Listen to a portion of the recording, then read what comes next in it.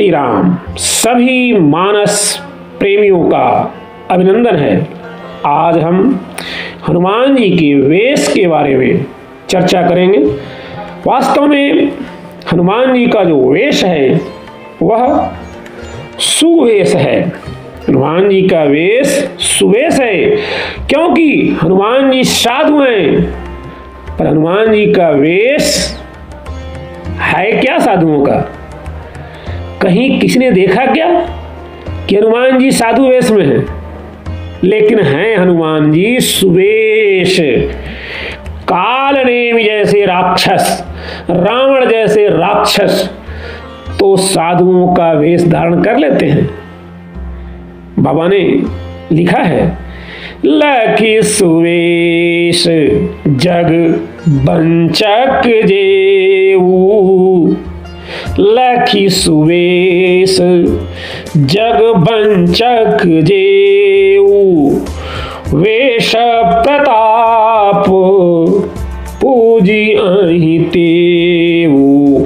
आज के युग में वास्तव में बाबा की इस पक्ति पर हम अगर चर्चा करें तो यह पक्ति चरितार्थ होती जगह जगह दिख रही है कि लखी सुवेश जग बंचक जेऊ, वेश प्रताप पूजी अहि तेऊ।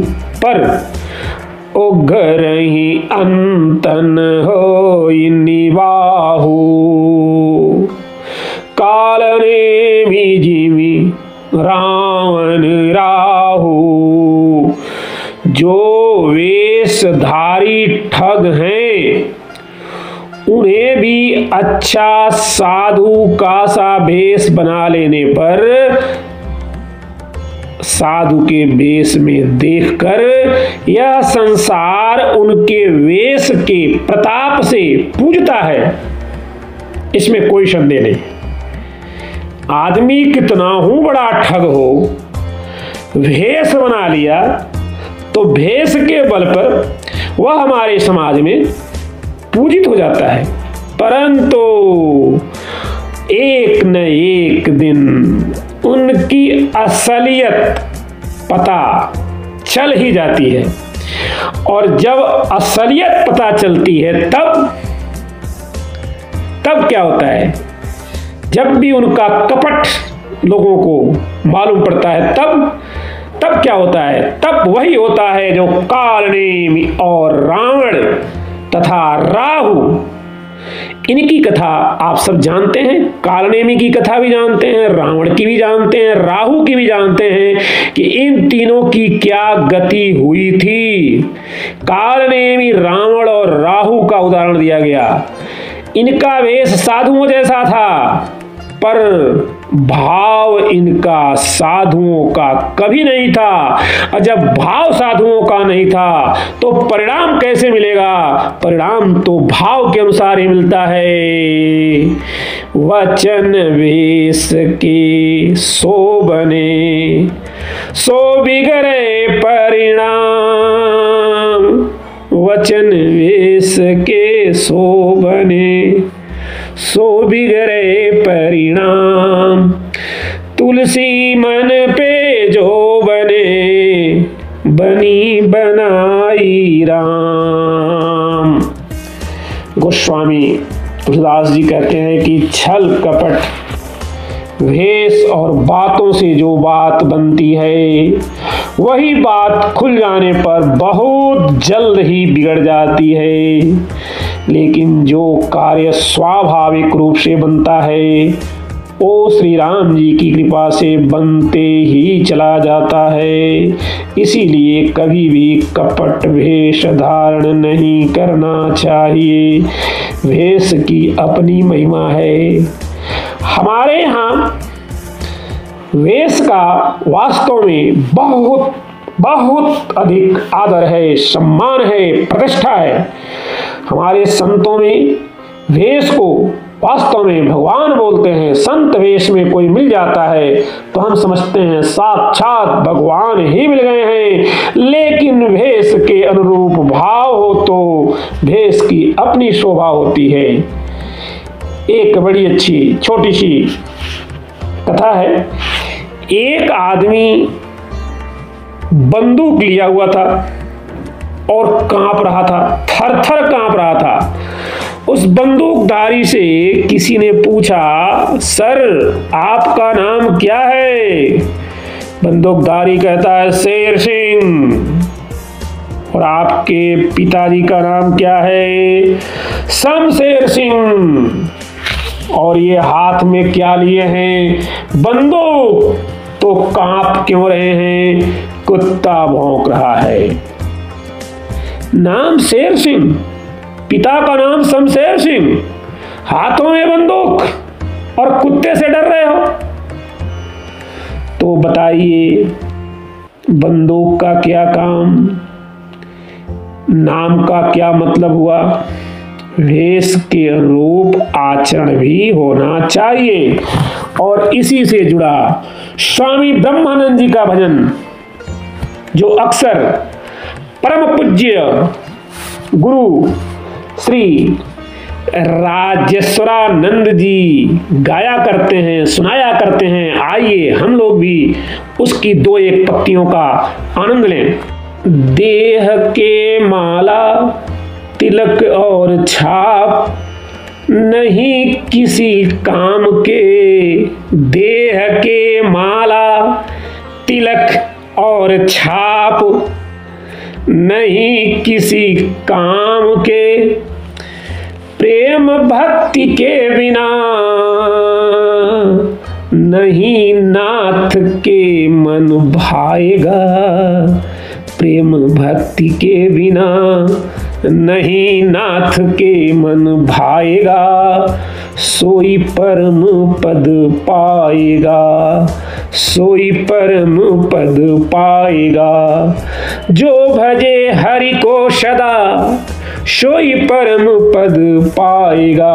रावण, कालनेमी और राहु के वेश तो साधु जैसे, पर उनके आचरण साधु जैसे नहीं थे। और हनुमान जी और जामवंत जी के बारे में सुनिए, बाबा क्या कहते हैं कि ये हो कुवेशो साधु सन मानु, कि हो कुवेशो साधु सन मानु, जिमि जग जामवंत हनुमानु, जिमि जग जामवंत हनुमानु। बुरा वेश बना लेने पर भी साधु का सम्मान ही होता है, जैसे इस संसार में प्रसिद्ध है जामवंत जी और हनुमान जी। हनुमान जी ने साधु का वेश नहीं बनाया, पर हनुमान जी साधु हो गए। और इसीलिए बाबा कहते हैं, धन्य है यह हनुमान जी का सुवेश, धन्य है।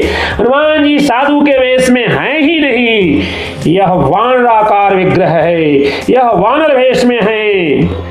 बाबा कहते हैं, हम इनके तन के नहीं मन के वेश को देख रहे हैं। कंचन बरन विराज सुवेशा, ये मन से साधु हैं, मन से श्री राम के भक्त हैं। अब उनके इस वेश में भी वर्णन किस से शुरू किया गया?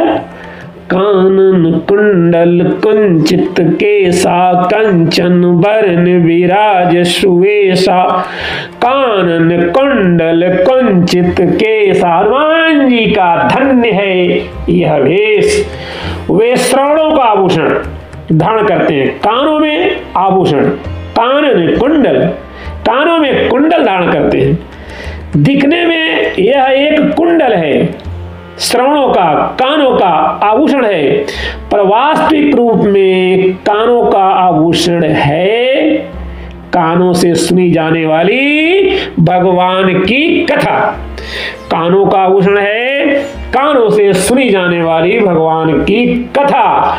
यत्र यत्र रघुनाथ कीर्तन, तत्र तत्र कृतमस्तकांजलिं,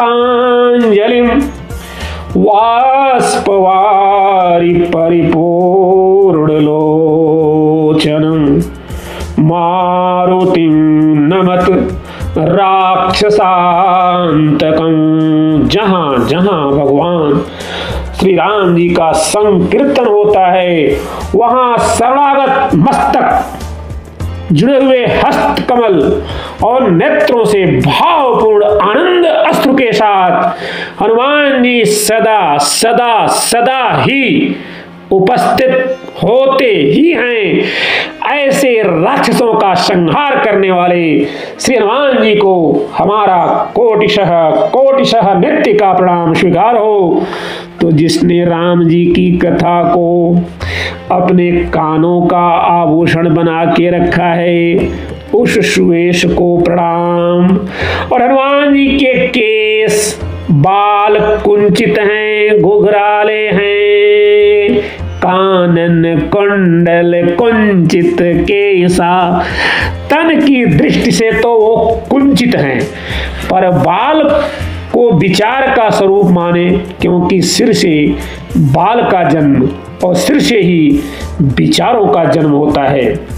सिर पर बाल सीधे उगे और सीधे जाते हैं, पर हनुमान जी के सिर पर उगे हुए बाल सीधे नहीं हुए हैं, वो क्या हैं? कुंचित हैं। कुंचित अर्थात हनुमान जी के बाल मुड़े हुए हैं, लौट कर पीछे आ रहे हैं। इसका अर्थ है बाल यानी विचार, हनुमान जी का विचार सीधे जाने का नहीं है, मुक्ति का नहीं है, बल्कि लौट कर फिर से आने का विचार है, अर्थात बार बार जन्म लेने का विचार है, बार बार जन्म लेने का विचार है। लेकिन यह बार बार हनुमान जी जन्म लेने का विचार क्यों रखते हैं, बार बार जन्म किस लिए, इस बात को स्पष्ट करते हैं बाबा गोस्वामी तुलसीदास जी अयोध्या कांड में कहते हैं, जन्म जन्म रति राम पद, यह वरदान आन।